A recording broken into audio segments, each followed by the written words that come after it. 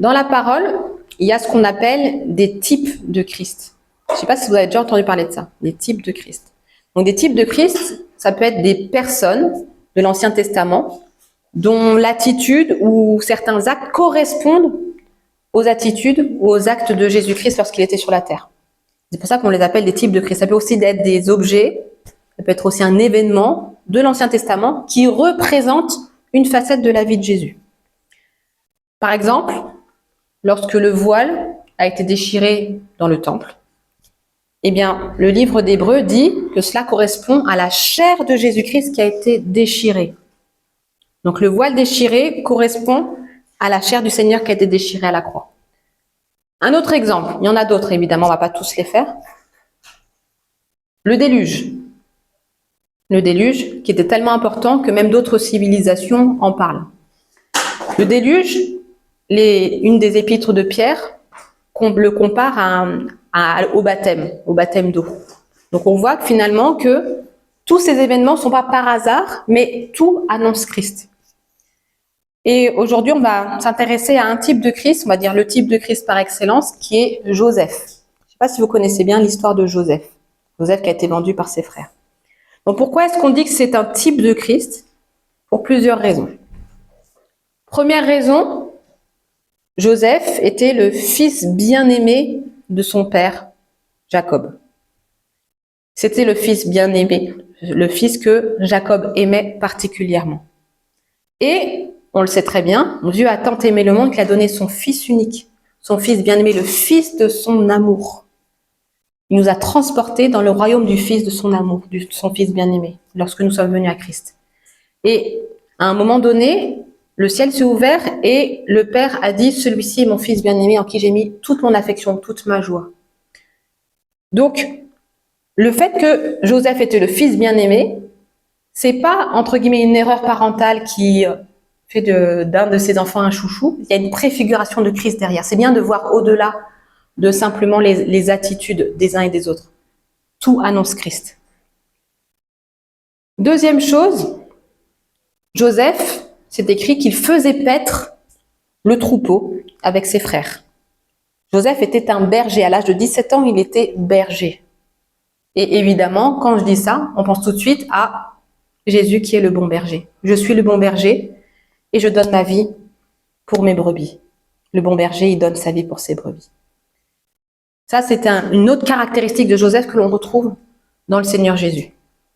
Une troisième chose, c'est que Joseph, il reçoit une révélation. À un moment, il a un songe. Et il voit qu'il va régner sur ses frères. Il voit même que ses frères, son père et sa mère se prosternent devant lui. Donc si on lit ça de façon superficielle, on peut se dire il a manqué de sagesse. Alors qu'au final, ça préfigurait le fait que Jésus-Christ, il s'est humilié, il s'est dépouillé en prenant la forme d'un homme et en mourant sur la croix. Et c'est pourquoi Dieu l'a élevé. Il lui a donné le nom au-dessus de tous les autres noms, afin qu'au nom de Jésus-Christ, tout ce qui est dans le ciel, sur la terre et sous la terre fléchisse le genou et que toute langue proclame que Jésus-Christ est Seigneur à la gloire de Dieu le Père. Dans ce songe-là, c'est une préfiguration du monde entier qui fléchit le genou devant Jésus-Christ. Une autre chose, lorsque Joseph a partagé son songe, Jacob, son père, c'est écrit qu'il donc tous les autres lui disent, lui portent envie, enfin vraiment, ils ne comprennent pas. Mais même si Jacob le reprend, c'est écrit qu'il garde le souvenir dans son cœur, il garde le souvenir de ces choses. Et ça nous rappelle Marie, à qui l'ange avait parlé, et qui repassait les choses dans son cœur. Vous voyez des petits détails comme ça qu'on retrouve aussi dans l'histoire de notre Seigneur lorsqu'il était sur la terre. Jacob, le père de Joseph, gardait ces choses dans son cœur. Et finalement, quand ces choses se sont accomplies, là, il s'est souvenu effectivement. C'était pas un manque de sagesse, c'était pour que le Seigneur se glorifie. Autre chose, le père de Joseph, à un moment, il envoie Joseph à Sichem. Il l'envoie pour lui dire, écoute, tes frères sont allés paître le troupeau à Sichem, va voir, je t'envoie aller voir si tes frères et si le troupeau sont en bonne santé. le père envoie son fils vérifier la bonne santé du troupeau. C'est quand même pas mal comme comparaison. Donc le Fils de l'homme, il est venu chercher et sauver ce qui était perdu. L'Église est profondément ancrée dans le cœur de Jésus. Nous sommes la bergerie, nous sommes le troupeau du Seigneur. Donc nous sommes dans son cœur, il est le berger et nous sommes son troupeau. Et en plus, c'est à Sichem que Jésus a rencontré la femme samaritaine. C'est à Sichem qu'il l'a rencontrée et qui lui a donné une révélation particulière de sa personne. Et c'est elle qui est devenue la première évangéliste. Donc il y a pas mal de choses qui s'imbriquent. Donc les frères de Joseph, ils ont cherché à le faire mourir. Ils l'ont dépouillé de son habit, ils l'ont jeté dans la citerne, et après c'est écrit, assez étonnamment, qu'ils se sont assis pour manger, comme si de rien n'était. Ils s'assoient et ils mangent. Et ça, finalement, c'est ce qui est arrivé à notre Seigneur d'une certaine manière. Notre Seigneur, il a été dépouillé de son habit, il a été mis au tombeau, et c'est écrit qu'après qu'ils se sont assis, ils ont partagé sa tunique. Donc là encore, des similitudes.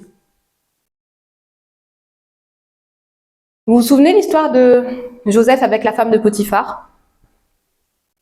Donc Joseph, il a été accusé injustement, il a été accusé à tort d'un méfait qu'il n'avait non seulement pas commis, mais qu'il n'avait même pas dans l'idée de faire.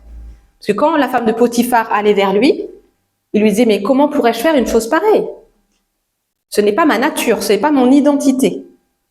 Et notre Seigneur, il a été aussi accusé à tort. Il est le coupable innocent. Donc on va prendre dans Genèse, chapitre 41, versets 53 à 57, c'est une partie de la vie de Joseph. Et on va voir qu'il y a aussi une similitude avec la vie de notre Seigneur. Genèse, chapitre 41, versets 53 à 57. Donc ça se passe après que Pharaon ait reçu sa vision avec les 7 vaches et les 7 épis. Je répète, Genèse 41, versets 53 à 57. Les 7 années d'abondance qu'il y eut au pays d'Égypte s'écoulèrent. Et les 7 années de famine commencèrent à venir, ainsi que Joseph l'avait annoncé. Il y eut famine dans tous les pays, mais dans tout le pays d'Égypte, il y avait du pain. Quand tout le pays d'Égypte fut aussi affamé, le peuple cria à Pharaon pour avoir du pain. Pharaon dit à tous les Égyptiens, « Allez vers Joseph et faites ce qu'il vous dira. » La famine régnait dans tout le pays. Joseph ouvrit tous les lieux d'approvisionnement et vendit du blé aux Égyptiens. La famine augmentait dans le pays d'Égypte et de tous les pays on arrivait en Égypte pour acheter du blé auprès de Joseph, car la famine était forte dans tous les pays. Donc, on connaît le début de la vie de Joseph et effectivement, il y a un moment où le Seigneur l'a élevé. Et donc Pharaon a eu un songe qu'il ne comprenait pas. Et Joseph a reçu du Seigneur la révélation de ce que ce songe voulait dire. Donc il y aura d'abord 7 années d'abondance, puis 7 années de famine. Mais pour éviter que les 7 années de famine dévorent tout, pendant les 7 années d'abondance, on va mettre à part une partie des récoltes pour que justement il y ait assez lorsqu'il y aura les 7 années de famine. Donc le Seigneur avait rempli Joseph de la sagesse de Dieu pour que justement, que dans les temps de famine, il n'y ait aucun problème. C'était une stratégie du Seigneur pour cette période-ci particulièrement. Et là, on voit très clairement que Pharaon ordonne à tous les Égyptiens, allez vers Joseph et faites tout ce qu'il vous dira. Faites tout ce qu'il vous dira. Et ça vous rappelle quoi? Les noces de Cana. Donc on va aller dans les noces de Cana. Jean chapitre 2, verset 1er à verset 11. Est-ce que vous aviez conscience que Joseph, il y avait autant de similitudes avec Christ? Eh bien, c'est bien. On apprend des choses ensemble. Pour moi, c'est le type de Christ par excellence. Il y en a d'autres, évidemment, mais là, c'est vraiment, il y a beaucoup, beaucoup de choses. Donc, Jean chapitre 2, verset 1er à verset 11. 3 jours après, il y eut des noces à Cana en Galilée. La mère de Jésus était là, et Jésus fut aussi invité aux noces avec ses disciples. Le vin ayant manqué, la mère de Jésus lui dit, « Ils n'ont plus de vin. » Jésus lui répondit, « Femme, qu'y a-t-il entre moi et toi? Mon heure n'est pas encore venue. » Sa mère dit au serviteur, « Faites ce qu'il vous dira. » Comme Pharaon l'a dit à Joseph. Or, il y avait là 6 vases de pierre, destinés aux purifications des Juifs, et contenant chacun 2 ou 3 mesures. Jésus leur dit, « Remplissez d'eau ces vases, » et ils les remplirent jusqu'au bord. « Puisez maintenant, leur dit-il, et portez-en à l'ordonnateur du repas. » Et ils emportèrent. Quand l'ordonnateur du repas eut goûté l'eau changée en vin, ne sachant d'où venait ce vin, tandis que les serviteurs qui avaient puisé l'eau le savaient bien, il appela l'époux et lui dit, « Tout homme sert d'abord le bon vin, puis le moins bon après qu'on s'est enivré. Toi, tu as gardé le bon vin jusqu'à présent. » Il y a d'autres versions qui disent que toi, tu as gardé le meilleur pour la fin. Tel fut à Cana en Galilée le premier des miracles que fit Jésus. Il manifesta sa gloire et ses disciples crurent en lui. Donc là, il y a des noces à Cana. Et il est écrit que la mère de Jésus est invitée et aussi Jésus et ses disciples. Donc Jésus, il n'est pas encore reconnu publiquement parce qu'on cite d'abord la mère de Jésus et après Jésus et ses disciples. Il avait déjà des disciples, mais il n'était pas connu vraiment au niveau public. Et ça nous incite déjà premièrement, parce que là, il s'agit d'un mariage, donc c'est un temps de joie. Donc même si à un moment, il a manqué de vin, c'était quand même un temps de joie, c'était pas un enterrement. Donc ça nous incite premièrement à faire appel à Jésus tout le temps, particulièrement dans les temps où ça va. Même pour les petits bobos, les petites choses, évidemment, ça aurait gâché la fête, qu'il n'y ait plus de vin au mariage, on est d'accord, mais c'est pas la fin du monde non plus. C'était quand même un temps de joie, un temps de faste, que dans nos temps de faste, qu'on ait toujours ce réflexe d'appeler Jésus. Il y a ce petit truc, il y a cette petite contrariété. Je vais d'abord appeler Jésus avant d'essayer de trouver du secours dans ce monde. Ça, c'est la première chose que le Seigneur il veut nous rappeler par ce passage-là. On a besoin de Jésus en tout temps, absolument en toutes circonstances. Et pas seulement quand ça va très mal. Donc, on est vraiment sur réflexe tout le temps. Mais pour les petites choses, Seigneur, voilà, je trouve plus mes clés, mais Seigneur, aide-moi à retrouver. Mais des petites choses bêtes. Mais finalement, c'est pas bête. Parce qu'on apprend, on cultive notre dépendance au Seigneur. Et notre foi se fortifie et on avance avec lui. Aussi, le Seigneur, il veut nous interpeller par le fait que, voilà, ok, il n'y a plus de vin, mais qu'est-ce que tu as à disposition? Il n'y a plus de vin, mais vous avez quand même des choses. Dieu, il n'a pas transformé l'eau en vin à partir de rien. Il a montré les 6 vases de pierre, il a demandé qu'on les remplisse d'eau, et après, il a fait le miracle. Donc, il s'est basé sur ce qui était déjà disponible. Il n'a pas créé le vin à partir de rien. Donc ça nous confronte aussi dans notre quotidien. Oui, peut-être qu'il y a un manque apparent, mais qu'est-ce que j'ai? Qu'est-ce que j'ai à donner au Seigneur pour qu'il le transforme? Qu'est-ce que j'ai à donner au Seigneur? Qu'est-ce que j'apporte à Dieu pour qu'il puisse le transformer en quelque chose d'autre? Encore une fois, le Seigneur, il va transformer quelque chose, mais pas à partir de rien. Donc là, il y a une parole qui a fait un peu débat. Jésus répond à sa mère, « Femme, qu'y a-t-il entre moi et toi ?» Donc déjà, premièrement, nous sommes au XXIe siècle et là, c'était pas du tout la même époque.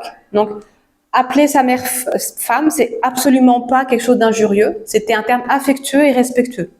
Donc, il n'y a pas de polémique à faire par rapport à ce terme-là, il n'y a pas de souci. Par contre, quand Jésus dit à sa mère, « Qu'y a-t-il entre moi et toi ?» ça met une distance effectivement. Parce que c'est en gros, occupons-nous chacun de nos affaires. Toi, tu t'occupes de tes affaires, mais moi, je m'occupe de mes affaires. Et là, Marie comprend immédiatement que l'initiative ne doit pas venir d'elle. C'est pas moi, Marie, qui vais avoir l'initiative dans cette histoire. Elle comprend qu'elle n'a pas à mettre son grain de sel, mais qu'elle doit laisser toute la place à Jésus-Christ, qui est son fils, mais qui est d'abord le Fils de Dieu. Et c'est là qu'elle dit « Faites tout ce qu'il vous dira ». Et ce sont les dernières paroles de Marie qui sont relatées dans les Écritures. Il y en a 7 paroles de Marie, et la toute dernière, c'est celle-là. « Faites tout ce qu'il vous dira ». C'est magnifique. La dernière parole qu'on connaît de Marie, c'est « Faites tout ce que Jésus vous dira ». Gloire à Dieu. Et là, Marie, elle s'efface. Même si, par moments, on voit sa présence, mais on ne sait pas ce qu'elle dit. C'est ce que Jésus dit qui est le plus important.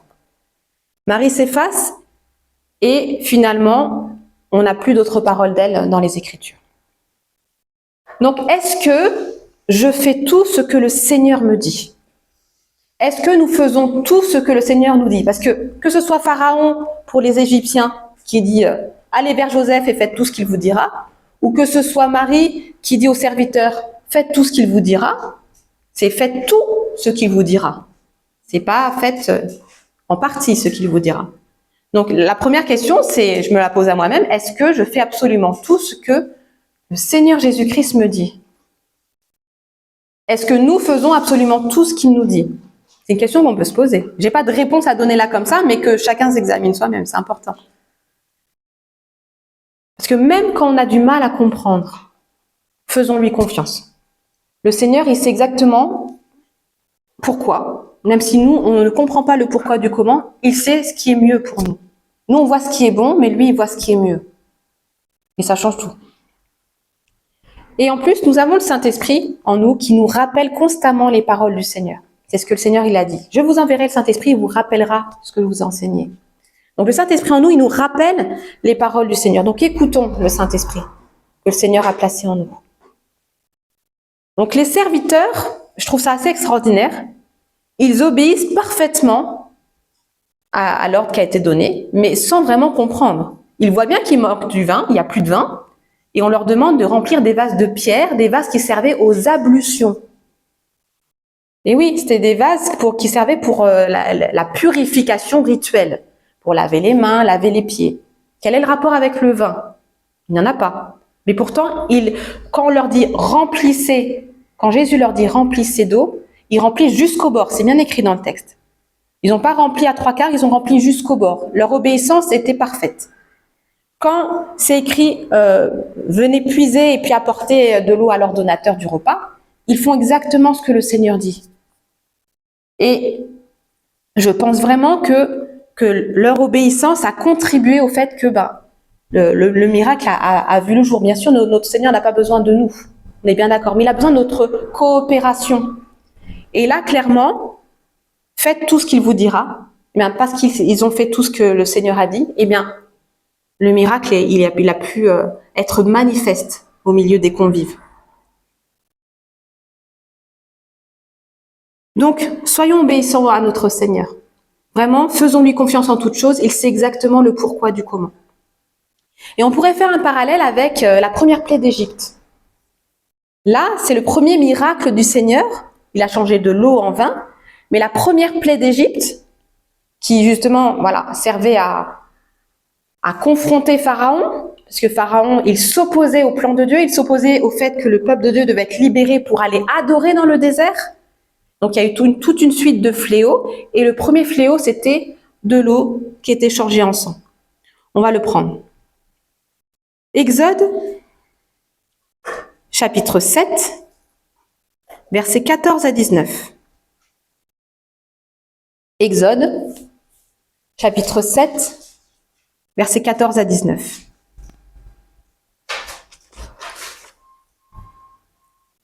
L'Éternel dit à Moïse, « Pharaon a le cœur endurci, il refuse de laisser aller le peuple. Va vers Pharaon dès le matin. Il sortira pour aller près de l'eau et tu te présenteras devant lui au bord du fleuve. Tu prendras à ta main la verge qui a été changée en serpent et tu diras à Pharaon, « L'Éternel, le Dieu des Hébreux, m'a envoyé auprès de toi pour te dire, « Laisse aller mon peuple, afin qu'il me serve dans le désert. Et voici jusqu'à présent tu n'as point écouté. » Donc c'est vraiment le contraire des serviteurs. Là, ils n'ont pas du tout fait ce que le Seigneur voulait. Ainsi parle l'Éternel. À ceci tu connaîtras que je suis l'Éternel. Je vais frapper les eaux du fleuve avec la verge qui est dans ma main, et elles seront changées en sang. Les poissons qui sont dans le fleuve périront, le fleuve se corrompra, et les Égyptiens s'efforceront en vain de boire l'eau du fleuve.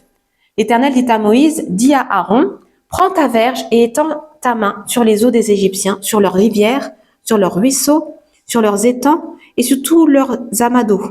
Elles deviendront du sang et il y aura du sang dans tout le pays d'Égypte, dans les vases de bois et dans les vases de pierre. Les vases de pierre. Donc là, on voit clairement que le vin, c'est une image du sang de Jésus. Dans la plaie d'Égypte, l'eau a été changée en sang et le premier miracle de Jésus, c'est de l'eau qui est changée en vin, qui représente le sang de Jésus-Christ qui va couler à la croix quelques années plus tard. Donc le vin du miracle des noces de Cana représente le sang de Jésus, représente la mort de Jésus. Et on l'a pas lu après, mais dans Jean chapitre 2, le passage qu'on a vu tout à l'heure, il y a les noces de Cana et juste après, Jésus chasse les vendeurs du temple. Et il explique que, voilà, en 3 jours, je relèverai ce temple. Et on lui dit, mais c'est pas possible, on a mis 46 ans à construire ce temple. Comment, en 3 jours, toi, tu le relèverais? Mais il parlait du temple de son corps. Donc, les noces de Cana parlent de la mort de Jésus et le fait que Jésus a chassé les vendeurs du temple, ça parle de sa résurrection. La mort de Jésus, elle est proclamée par les noces de Cana. Et on va pas prendre le passage, mais Romains 5 nous dit que par la mort de Jésus-Christ, nous sommes réconciliés avec Dieu. Nous sommes réconciliés avec le Père par sa mort. Et nous sommes sauvés par sa vie. Donc la mort de Christ nous réconcilie avec Dieu. Donc le premier miracle de Jésus nous parle de la réconciliation avec le Père. Il ne s'agissait pas d'un simple miracle, mais c'était plutôt même un signe que Jésus-Christ allait mourir et que nous allions être réconciliés avec le Père par son sang. Et on pourrait se dire, mais pourquoi avoir pris des vases qui servaient aux ablutions? Des vases qui servaient à la purification? Pourquoi avoir pris ça? Il fallait que l'eau soit transformée en vin, soit versée dans des vases qui servaient aux ablutions. Puisque finalement, c'était des vases qui, du coup, avaient trait avec la purification, puisque Jésus est venu régler notre problème d'impureté. Donc, il déclarait par ce miracle que je suis venu régler définitivement ton problème de purification. Tu ne peux pas te purifier par toi-même. Et je te montre par ce signe que c'est moi qui te purifie, qui l'ai fait une fois pour toutes à la croix. Tu étais impur, mais je t'ai déclaré pur. Car justement, les ablutions servaient en fait à purifier la personne de façon rituelle pour un temps. Et après, il fallait recommencer les autres fois. Et là, définitivement, nous avons reçu en Jésus-Christ sa purification. Une fois pour toutes. Il fallait que cette eau changée en vin se trouve dans des vases d'ablution qui servaient à la purification. Nous sommes purs en Jésus-Christ, parfaitement, 100% purs. Et si jamais je tombe, j'ai toujours la possibilité de courir vers le Seigneur. La porte n'est pas fermée, je suis enfant de Dieu. Nous vivons dans les lieux célestes, c'est là où nous résidons. Mais il n'y a pas d'entrée-sortie parce que je vais être un peu moins obéissant ou un peu moins à l'écoute ou je ne sais quoi. Évidemment que la relation peut être un peu altérée si jamais je vais m'éloigner un peu, mais je reste dans les lieux célestes. C'est vraiment quelque chose qu'on doit comprendre. Nous sommes purs en Jésus-Christ, purs par le sang précieux de Jésus. Et c'est définitif. La purification, c'est lui qui l'a portée et c'est lui qui nous la donne. Donc, il a dit, buvez mon sang. Parole étrange, qui a même fait scandale quand il l'a prononcé. Mangez ma chair, buvez mon sang. Il a dit, buvez mon sang pour que son sang se trouve en nous, à l'intérieur de nous. Quand je bois quelque chose, ce que je bois se retrouve à l'intérieur de mon corps. Est-ce que ça va? On utilise des mots simples, ça sert à rien de faire compliqué. Donc, lorsque Jésus a dit « buvez mon sang », son sang s'est retrouvé à l'intérieur de nous-mêmes. Et donc, il a dit ça pour que son sang soit en nous. Il a amené le vin nouveau de la nouvelle alliance. Et ce signe de l'eau qui est transformée en vin plutôt, mais qui représente son sang, ça nous montre que finalement, son sang doit se retrouver en nous. On doit avoir conscience que son sang est en nous. C'est pour cela, justement, que la loi de Moïse, elle interdit de boire du sang. Parce que le seul sang qu'on doit boire, c'est le sang de Jésus. On ne doit pas boire d'autre sang. Donc, il ne s'agit pas juste d'un truc, une question d'hygiène ou quoi que ce soit. Ça va au-delà. Le seul sang que tu dois boire, c'est le sang de Jésus-Christ. Donc si je bois le sang d'un animal ou de quoi que ce soit, d'un humain, enfin quelle horreur, j'ai un autre sang en moi, alors que le seul sang qui doit être en moi, c'est le sang de Jésus, le roi des rois, le seigneur des seigneurs, le seul par lequel j'ai la purification de tous mes péchés une fois pour toutes. C'est lui l'avocat auprès du Père. C'est lui la résurrection et la vie. C'est lui le chemin et la vérité. C'est lui le soleil de la justice. Il est absolument tout ce dont j'ai besoin et je peux m'appuyer sur lui en toute confiance. Le sang précieux de l'agneau. Ayons conscience qu'il est en nous. Et parce qu'il est en nous, il efface tous les autres sangs qui ont pu être versés. Peu importe ton arrière-plan. Seul le sang de Jésus te purifie. Et dernière chose, vraiment glorieuse, qu'on a lu tout à l'heure dans Jean chapitre 2 sur les noces de Cana, c'est écrit que Jésus manifesta sa gloire et ses disciples crurent en lui. Donc, premier miracle, on voit que Jésus est invité avec ses disciples, mais finalement, ses disciples ne croyaient pas encore en lui. Donc, ils le suivaient déjà, mais les disciples ne croyaient pas encore. Ils avaient bien vu, tiens, lui, il a quelque chose. Mais est-ce qu'il est vraiment le Messie? Est-ce qu'il est vraiment le Fils de Dieu? On ne sait pas trop encore. On le suit, on va voir. Et c'est par ce miracle que Jésus a manifesté sa gloire, que là, leurs yeux se sont ouverts et que les disciples ont cru.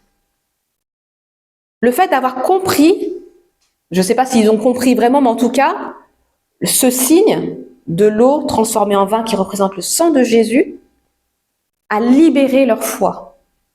Le sang de Jésus-Christ, le précieux sang de Jésus, libère notre foi. Donc c'est ça que je voulais vous partager aujourd'hui, vraiment sur le sang de Jésus-Christ. Et on va prendre un temps de prière.